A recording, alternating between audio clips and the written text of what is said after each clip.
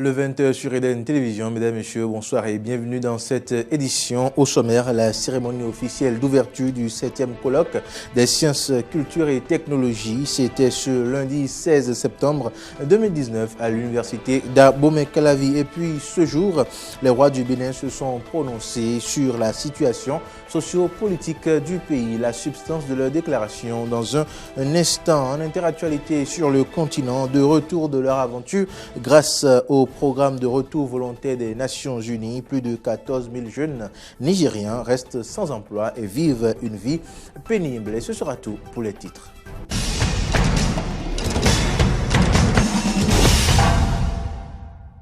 Merci de nous rejoindre sur Eden Télévision. Le ministre Eleonore Yahi Ladekan a procédé ce lundi 16 septembre 2019 à l'ouverture officielle du 7e colloque des sciences, culture et technologies. La cérémonie s'est déroulée à l'université d'Abomey-Calavi en présence de plusieurs personnalités du monde éducatif. Reportage.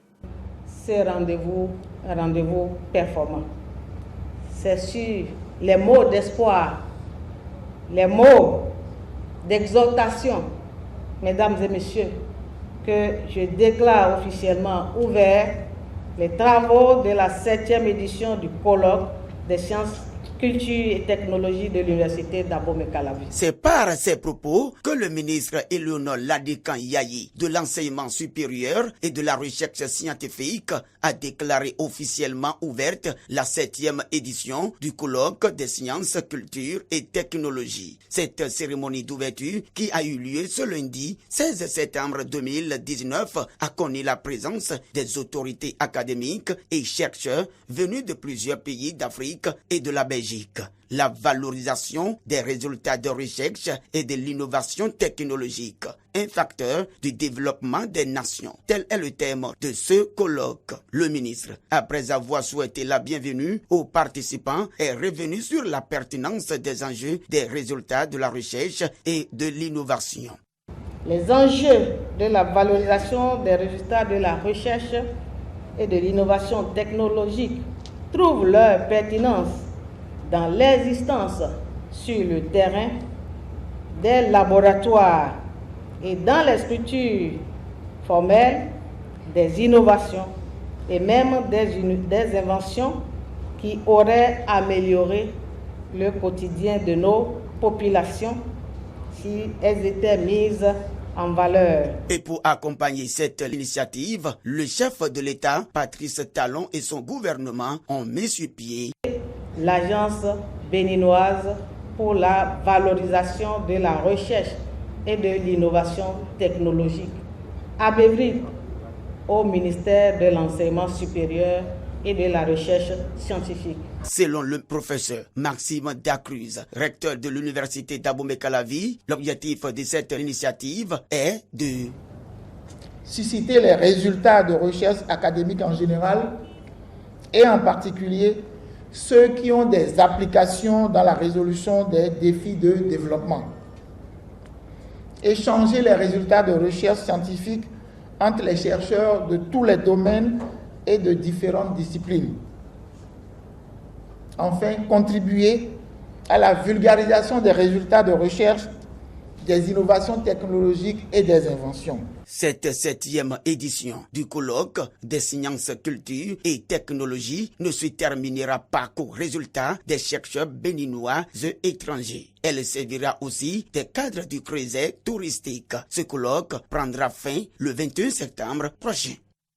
La situation socio-politique du Bénin préoccupe les rois. Ils ont en effet fait une déclaration ce mardi 17 septembre 2019 à Vranko. Une déclaration rendue publique par Sa Majesté Latie Kholou Guidi Mandjébé, roi d'Avranko. Ceci au nom de ses pairs du Haut Conseil des rois du Bénin. Suivant un extrait de leur message au micro de Samson Oké et de Fiacre Voitan.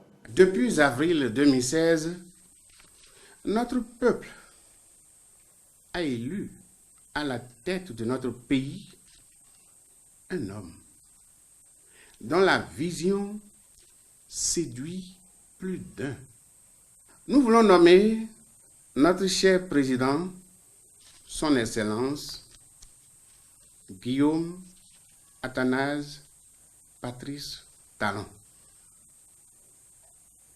Dès lors, il lui est revenu, ou il lui revient tous les jours, de conduire la destinée de notre pays. Ce qu'il essaie de faire tant mieux que mal. Aucune œuvre humaine dans ce monde n'est totalement parfaite. Nous devons tous, hommes et femmes de ce pays, nous donner la main pour le soutenir dans ces nombreuses réformes qui ne visent que le bien-être du peuple. Le système de développement d'une nation rencontre naturellement assez d'obstacles. C'est ainsi qu'il y a environ 3 semaines, nos frontières avec notre voisin Nigeria sont fermées, créant ainsi un préjudice grave aux opérateurs économiques, qu'à l'État, en un mot, à toute l'économie béninoise. Cette situation n'arrange personne. Dans nos investigations, d'aucuns nous informent des mains invisibles de certains de nos compatriotes politiques. Derrière cette manœuvre, si cela était confirmé, nous voudrions leur dire de replier, sans les menacer. Car, ce faisant, ils font plus du mal au peuple qu'aux gouvernants. Le Haut Conseil des rois du Bénin joue et jouera toujours sa partition et demande à l'instant même respectueusement à nos collègues du Nigeria, qui sont aussi très touchés, très affectés par cette situation, leur intervention pour une meilleure sortie des conditions. Après les vacances, l'école béninoise vient de rouvrir ses portes ce lundi 16 septembre sur toute l'étendue du territoire national. L'établissement privé écoles publiques ont accueilli écoliers et élèves. Ayat Foué et Fréjus Sondé Fiossi sont allés faire le constat. Voici le reportage. C'est le jour de la rentrée des classes au Bénin. Écoliers, élèves et enseignants ont repris le chemin du lieu du savoir.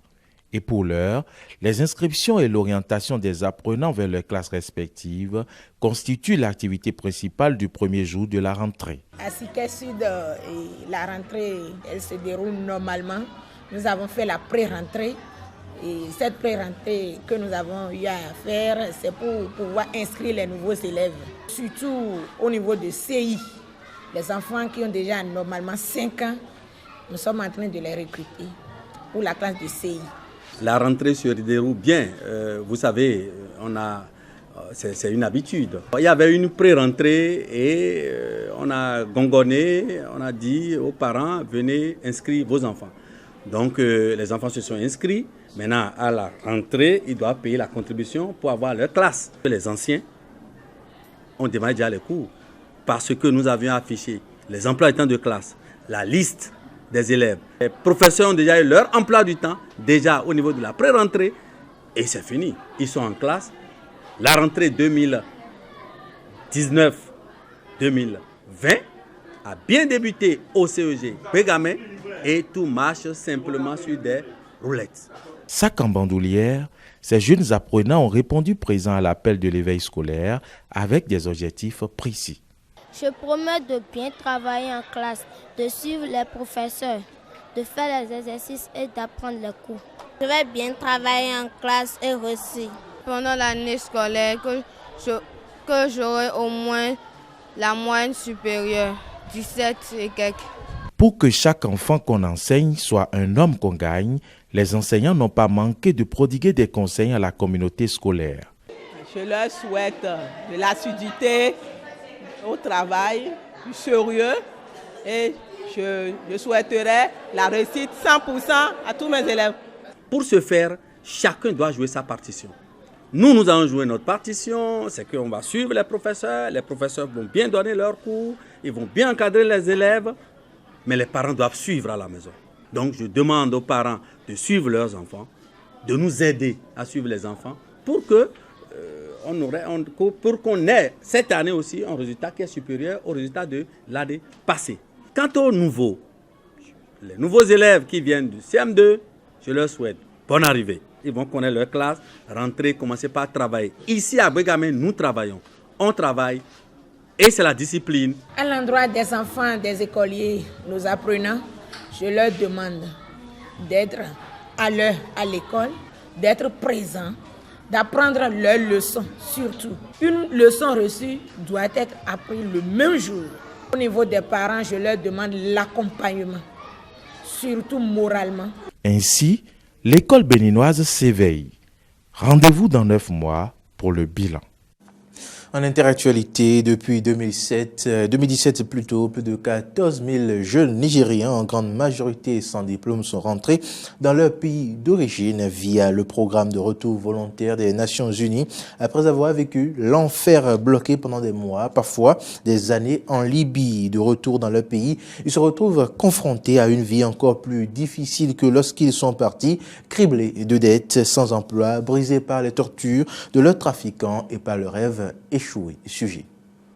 Gloria rêvait d'une carrière dans la mode à l'étranger. Aujourd'hui, elle travaille dans cet atelier de survêtements synthétiques. Depuis son retour à Benin City, elle coud à la chaîne pour $40 par mois. Comme de nombreux Nigérians qui ont tenté de fuir la misère, le voyage de Gloria s'est arrêté en Libye sur le chemin de l'Europe. Mon père pensait que si je partais, je pourrais venir en aide à la famille. Donc quand je suis revenue, je n'ai raconté qu'à lui tout ce que j'ai vécu. Quand les autres me demanderont, je ne raconterai pas. Comme elle, 14 000 jeunes Nigérians sans éducation et bloqués en Libye sont rentrés au pays depuis 2017 grâce à un programme des Nations Unies. L'État d'Edo leur met à disposition une allocation d'une centaine d'euros environ. Pour tenter de se réinsérer, ils suivent un programme de formation. C'est une priorité pour nous de donner aux rapatriés et aux jeunes, qui sont pour certains des migrants, des emplois et des opportunités qui les intéressent. Des choses qu'ils aimeraient faire, mais pas seulement. Nous ne voulons pas seulement qu'ils soient embauchés, mais aussi qu'ils évoluent. Au Nigeria, 55% des moins de 35 ans n'ont pas d'emploi. C'est le cas de Tike, qui a tenté de rejoindre l'Europe en 2017. Malgré une formation de boucher, il est au chômage depuis son retour. C'est dans ce minuscule de pièces qu'il doit vivre avec sa femme et sa fille. Quand j'étais en Libye, je me disais « il faut que tu survives » et c'était difficile. J'ai traversé beaucoup d'épreuves, mais si j'ai pu survivre 4 jours dans le désert sans manger, alors je peux jeûner dans mon pays pendant 1 mois. Je suis mieux ici. Plus de 60 000 Nigérians sont toujours bloqués en Libye. La grande majorité d'entre eux sont dans des centres de rétention ou entre les mains des mafias et des milices locales. Des élections législatives anticipées en Israël, un scrutin décisif pour le Premier ministre Benjamin Netanyahou qui avait dû dissoudre le Parlement il y a 5 mois, faute d'être parvenu à former un gouvernement. Le même scénario se profile aujourd'hui avec les mêmes enjeux et les mêmes protagonistes. Reportage. L'État hébreu serait-il ingouvernable? C'est la question que se posent de nombreux observateurs depuis les législatives d'avril dernier. Le modèle électoral israélien, élaboré en 1948 pour épouser la diversité de la société, se transforme aujourd'hui en piège. Le système à la proportionnelle intégrale est miné par les divisions profondes au sein de la société israélienne, mais aussi par une personnalité centrale et clivante, Benjamin Netanyahou, 69 ans, qui bat tous les record de longévité au poste de Premier ministre. Des élections d'autant plus cruciales pour celui que l'on surnomme Bibi, qu'elles interviennent un mois avant sa comparution devant la justice dans une affaire de corruption, d'abus de confiance et de malversation. Pour l'heure, il n'est ni inculpé ni condamné, mais une victoire électorale pourrait permettre à ses alliés de lui voter l'immunité. Une situation dénoncée par ses détracteurs. Non seulement Netanyahou n'a pas démissionné, mais il s'est attaqué sévèrement aux garants du maintien de l'ordre. Il les a accusés de comploter contre lui, de le haïr, d'être des gauchistes, de monter un coup contre lui. Et sans peur ni honte, les amis de Netanyahou tentent de passer des lois à son profit pour faire en sorte que toute personne qui entre au gouvernement puisse bénéficier d'une immunité. Pour séduire l'électorat d'extrême droite, le Premier ministre sortant vient de légaliser une colonie de Cisjordanie occupée. Aujourd'hui, j'annonce mon intention d'appliquer, avec la formation du prochain gouvernement, la souveraineté israélienne sur la vallée du Jourdain et le nord de la mer Morte. Par respect pour le président Trump et par grande confiance en notre amitié, j'attendrai d'imposer la souveraineté israélienne sur toutes les colonies jusqu'à la présentation du plan diplomatique du président. Mais ce match retour s'annonce difficile pour lui. Si son parti, le Likoud, est toujours en tête dans les sondages, il ne devance que de peu le parti bleu et blanc mené par Benny Gantz et reste en dessous de la majorité qui lui permettrait de gouverner seul. Autre changement depuis la dernière élection, l'émergence d'un candidat, Lieberman, dirigeant du parti Israël Beiteinu et qui, d'après les derniers sondages, a doublé ses intentions de vote, ce qui le placerait en faiseur de roi. La solution pour sortir de l'impasse pourrait être une coalition entre le Likoud et la liste bleu-blanc. Problème, ce dernier n'accepterait une alliance qu'à la condition que Benyamin Netanyahou ne gouverne pas. Théoriquement, les législatives pour renouveler les 120 membres de la Knesset se déroulent au suffrage universel à un tour tous les 4 ans. Mais depuis plus de 20 ans, le Parlement israélien n'a jamais tenu pendant ces 48 mois. La dissolution étant devenue la règle après 35 mois en moyenne. Un 5e sommet tripartite hier en Turquie. Les présidents russes, turcs et iraniens se sont de nouveau réunis pour évoquer le sort de la Syrie. Les 3 chefs d'État ont signé un accord pour créer un comité constitutionnel. Il sera chargé d'élaborer une nouvelle constitution pour le pays. Les précisions de David Khalifar. Des sourires, des poignées de main rassurantes et une rencontre constructive. Voilà ce qu'on peut retenir de ce 5e sommet d'Ankara. Centre des discussions, la transition politique en Syrie.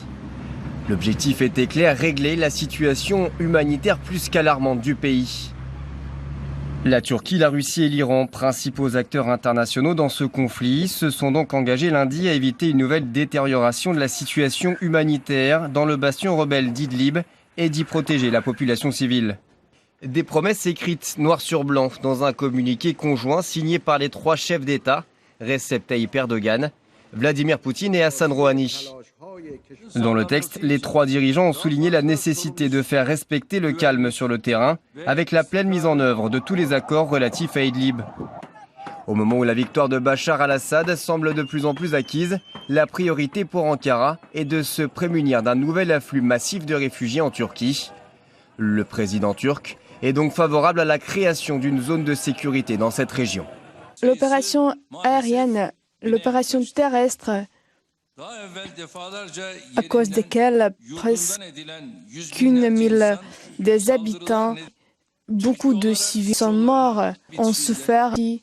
Beaucoup de civils ont souffert à cause des attaques et ont dû quitter leur foyer. À la frontière avec la Turquie, nous ne pouvons pas accepter qu'encore 4 millions quittent leur territoire parce que ça peut avoir une influence sur toute l'Europe. L'un des objectifs de cette zone de sécurité pour Ankara est de pouvoir y renvoyer une partie des plus de 3,6 millions de réfugiés syriens installés en Turquie. De son côté, l'Iran insiste sur 3 termes bien précis: intégrité, unité et souveraineté du peuple syrien. Hassan Rouhani a fait référence aux agissements de pays tels qu'Israël ou les États-Unis qui, selon lui, ont une influence délétère en Syrie. Nous nous prononçons contre la présence de troupes étrangères sur le territoire de ce pays qui sont venus sans avoir été invités par les autorités syriennes. Il s'agit notamment des Américains qui, tout au long de cette crise syrienne, n'ont pas contribué du tout à résoudre cette crise. Au contraire, malheureusement, ils ont une influence particulièrement délétère sur la situation et cela contribue à diviser encore plus le pays. Et nos 3 pays considèrent cela comme inacceptable. Un sommet d'Ankara qui survient dans un contexte de tension exacerbée entre l'Iran et les États-Unis. Donald Trump fait porter à Téhéran la responsabilité d'une attaque de drone menée samedi contre des installations pétrolières saoudiennes revendiquées par des rebelles yéménites. Vladimir Poutine a préféré jouer la carte de l'apaisement en citant un extrait du Coran qui appelle à la fraternité entre les peuples, de surcroît des peuples musulmans. Le président russe a également rappelé l'importance de maintenir l'accord sur le nucléaire iranien. Nous avons traité des questions de sécurité internationale et bien sûr sur le maintien du plan de l'accord sur le nucléaire iranien et nous considérons que l'accord existant, malgré le retrait des Américains unilatéral, a toujours de sa vigueur et qu'il faut, malgré toutes les difficultés connues, il faut le maintenir dans la mesure où il n'y a pas aujourd'hui d'alternative raisonnable. Donc la Russie se prononce pour le maintien et le respect des termes de cet accord dans son intégralité. Réussite non négligeable de ce sommet, les 3 parties ont réussi à dépasser les désaccords qui existaient entre elles sur de nombreuses questions, ce qui confirme un peu plus l'intérêt de ce processus d'Astana sur la question syrienne. La prochaine rencontre devrait se tenir en Iran. Fin de ce journal. Merci de l'avoir suivi. Agréable soirée chez vous.